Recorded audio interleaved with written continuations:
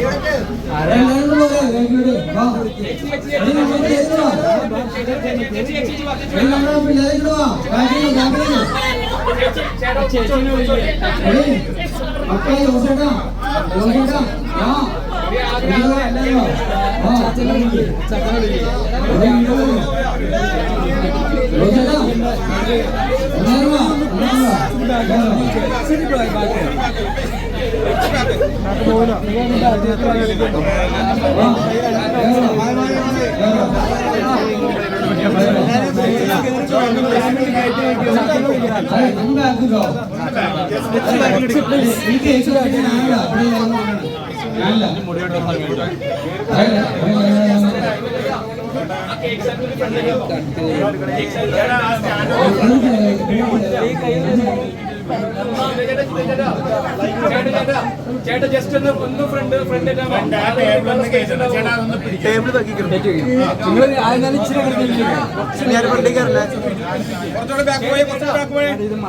പോലെ തട്ടി താഴെ പോവും. ആവശ്യമില്ലാത്ത ഇങ്ങോട്ട് വെച്ച് ആവശ്യമില്ലാത്ത പോലെ തട്ടി താഴെ.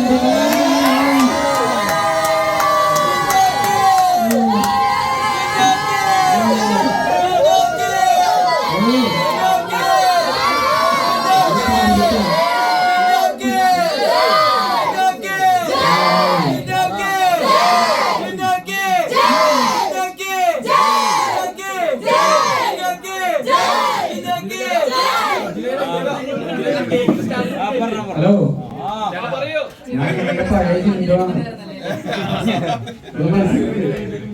ഞാൻ അവിടെ 3 മാസം മുമ്പ് പോയതൊന്നും ഞാൻ അറിയില്ല. സത്യം ഒരാളാണെന്ന് ഞാൻ പ്രതീക്ഷിച്ചില്ല. മനസ്സിലാക്കില്ല. പഴയ ചിന്തകളാണ്.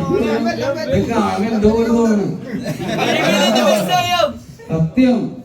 കാരണം ഞാൻ ഇവിടുന്ന് പടിയിറങ്ങി പോകുമ്പോ എന്താ, അത് പഴയ നിങ്ങളുടെ ചിന്ത, നിങ്ങളുടെ വീട്ടിലൊരാള്, നിങ്ങളുടെ കുടുംബത്തിലെ നാട്ടുകാരുടെ ഒരാളായിട്ട് പോയത്, ആ ഒരാളാണ് നിൽക്കുന്നത്. അത് മാറ്റമൊന്നുമില്ല കേട്ടാ. സത്യം മനസ്സിലാക്കി പറയണം. ഞാൻ അതിന്റെ ഇടയ്ക്ക് അതിന്റെ ബിഗ് ബോസിന്റെ 50% ഞാൻ 50% ചെയ്തിട്ടുണ്ട്.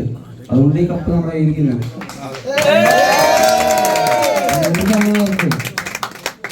നിങ്ങൾ തന്നെ കൈപിടിച്ച് ബിഗ് ബോസ് ജസ്റ്റ് പറയാൻ പറ്റുമോ? ബിഗ് ബോസ് എന്താന്ന് വെച്ചാൽ അത് ശരിക്കും പറഞ്ഞാൽ അതിനകത്ത് കയറി തന്നെ നോക്കണം. നിങ്ങളൊക്കെ നമ്മുടെ നാട്ടിലെ ആരെയും ഒരാളെ ഞാൻ വീടുണ്ട്, ആരെ സെലക്ട് ചെയ്യേണ്ട ആളാണ്.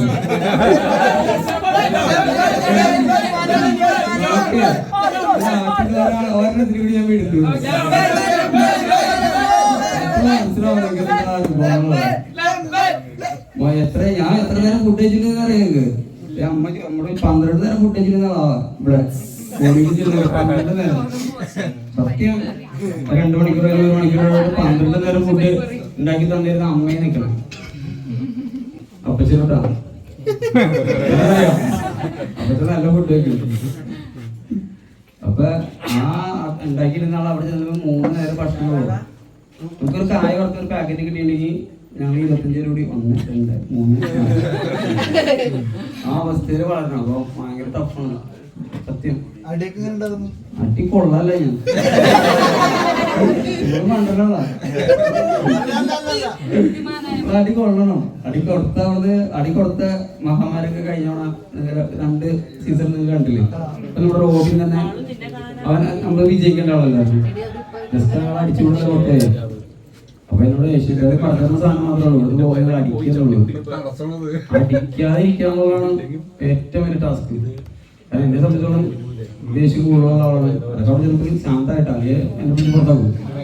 എനിക്ക് മനസ്സിലായി.